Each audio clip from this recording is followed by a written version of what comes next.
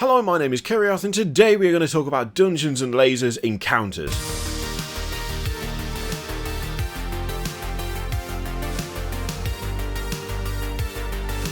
Funnily enough, this video is sponsored by Dungeons & Lasers encounters, and you can probably guess why if you spend any time around here, because I already like Dungeons & Lasers. Very easy thing to say yes to, because, well, I already have so much terrain from them. It's actually a problem. I would suggest it's getting to the stage where it's a genuine issue. I was making a real dent in it as well. I was properly getting through it. I was blasting through my several boxes boxes of different rooms, and then they were kind enough to send me some preview sprues for the Elven Woods for Dungeons & Lasers encounters, and they also sent a load of other stuff with it, which is actually not just knocked out the progress I'd made, but increased the size of my pile of shame. So that's an interesting development, which I'm doing my best here, alright? I'm just one man alone against a mountain of plastic that only seems to grow.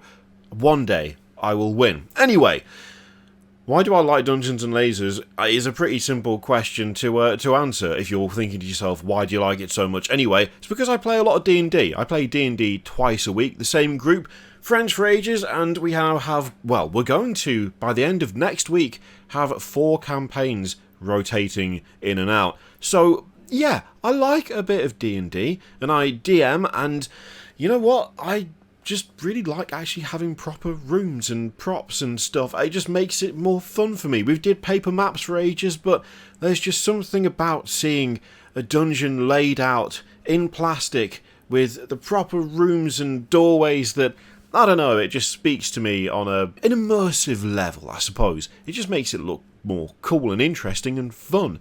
And so I kind of have a bit of an unhealthy obsession at this point with getting as many rooms done as possible, so that no matter where the party goes, or no matter what happens, what building they're in, they can have a fight in some nice terrain. Because why would I not? If the option's there, why would I not do it? And to be honest, at this point, there is so much Dungeons & Lasers scenery that you could pretty much fight in any building you can think of in a fantasy setting. I mean, the possibilities are borderline endless. The only thing that is not fully covered is going outside. In fact, there are only 2 complaints I've ever had about Dungeons & Lasers stuff, and that is that occasionally the full height walls can be a little difficult to see over if you're sat in a certain position at the table we play at, but they have already done something that fixes that by doing the Abomination Vaults in conjunction with Pathfinder and the Dwarven Mine that is half height walls. Both of those sets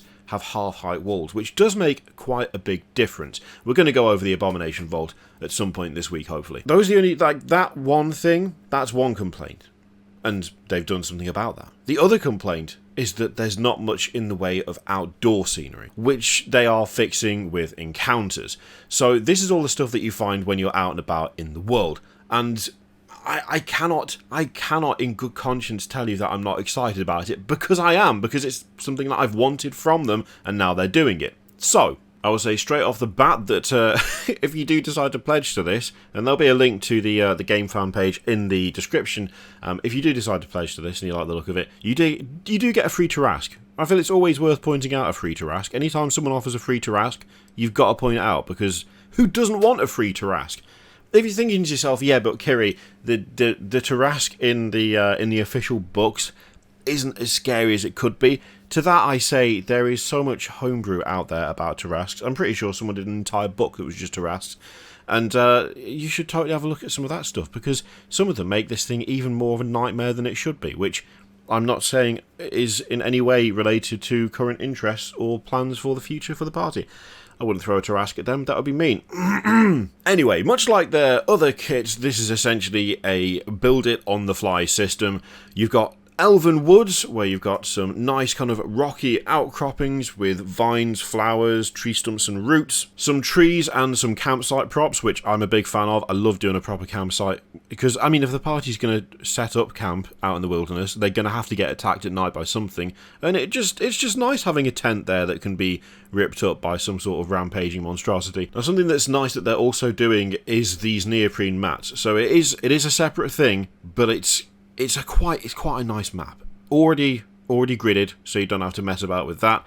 I made the mistake of buying a general purpose kind of green wilderness map, and I did the dumb thing and forgot to get a gridded one, and let me tell you, that became irritating real quick. Who even has time to measure? So it's not just the Elven Woods, there's also the Swamps of Doom, in which you get a boat, and I love the fact you get a boat. Why am I excited about a little plastic boat?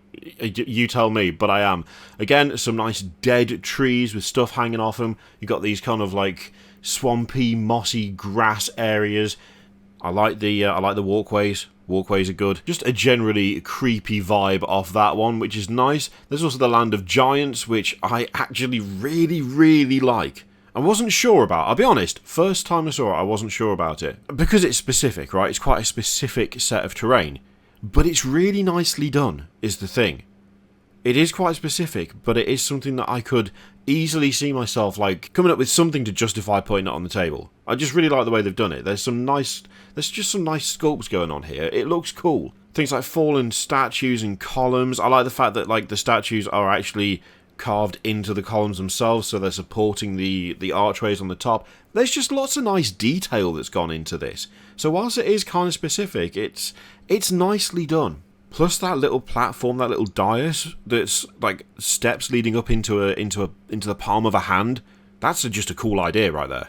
And finally, there's the creatures pack. So, I mean, 32 models in here. You can see there's loads of stuff. Spider Queen, Shambling Mound. Love a good Shambling Mound. I want the Wyvern.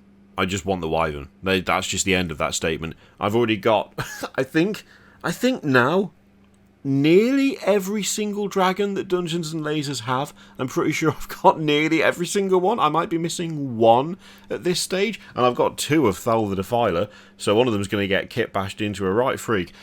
I just have a slight issue because they're just really cool dragons. They just look really nice, and I want all of them, and I somehow ended up with like nearly all of them, and it's definitely not a problem because I can totally find the time to paint like, what, 8, 10 dragons, is it? The Black Unicorn's awesome. The demonic tree speaks to me on a spiritual level because I've already made demonic trees of my own. So I just saw that and I was like, hell yes. Yes. Some of the design team are on the same wavelength. Love it. Yeah, there's a bunch of cool stuff in here. The Fungal Queen is horrifying. Who came up with that? What is wrong with you? Excellent work. Yeah, so essentially when it comes to your pledges, you've got the usual thing of doing a starter, adventurer, hero. Now, with all of these, you pick 2 or 4 or 6, and of course you get the stretch goals and you get the Tarrasque. If you go a bit crazy and you go for the legendary pledge, 6 of those again, so same as the hero one, plus the Tarrasque and the stretch goals. But also this. I'm just going to scroll down a bit. That's mental. I'm just throwing it out there. That's mental. That is a lot of stuff. That is a lot of stuff. Also, the Phoenix is badass. And I'm only saying that because I may have assembled mine this morning. Which, I mean, it's not technically a dragon, but it definitely adds to the pile of winged things that I really, really need to get sorted. Now, I was sent 2 sprues of the Elven Wood scenery, so I painted that up this morning with the usual method of dry brushing. That's pretty much how I approach all of the Dungeons & Lasers stuff, to be fair, because dry brushing is a nice, quick, easy way of getting a good look on most terrain and scenery. So, for this, it was a case of dry brushing some grey, then some white, going over the plant stuff as well, so making sure to cover the flowers and the grass and the moss with white as well, just so it picked up the subsequent greens a bit better. I did more of a kind of grass green and then more of a lime green, then used some moss from Dirty Down, the moss effect that they do, which is really, really good, and then a bit of Hex Wraith Flame over the top of that, just to give it some vibrancy and lift it a little bit. The tree stumps and roots were done either with dry brushing 2 shades of brown and then ice yellow, or just a bit of Rhinox hide. Super quick, super easy, and it worked out pretty well. I'm pretty happy with them. I'm going to do the other sprue a slightly different colour. I'm going to go for more of a kind of cream, sandy stone sort of look. We'll see how that turns out. I didn't have time to do that today, but the ones I did do look good on the battle map, so I'm happy with them, and I think they fit in pretty well. I'm just pretty much looking forward to using these in an actual fight. It'll be fun to have a populated battlefield with some proper scenery on it, because I don't really have a lot of that, and it being this type that's kind of easy to paint, I'm all in for that. I mean, let's face it, I use their stuff for almost every other encounter I do, so why would I not use this as well? Thank you again to Dungeons & Lasers Encounters for sponsoring this video. The campaign is currently happening on GameFound. I will put a link to it in the description. I'm really happy with it, but then I would be, because God knows I've already got plenty of this stuff as it is. Let me know what you think of this stuff in the comments down below. In the meantime, feel free to click all the things, Patreon, video subscribe, all that stuff. Click it if you like, don't click if you don't want to, and as always, there's an affiliate link in the description for Element Games, which you can use to support the channel if you like. I leave it in your capable hands. Thank you very much for watching. I'll see you next time.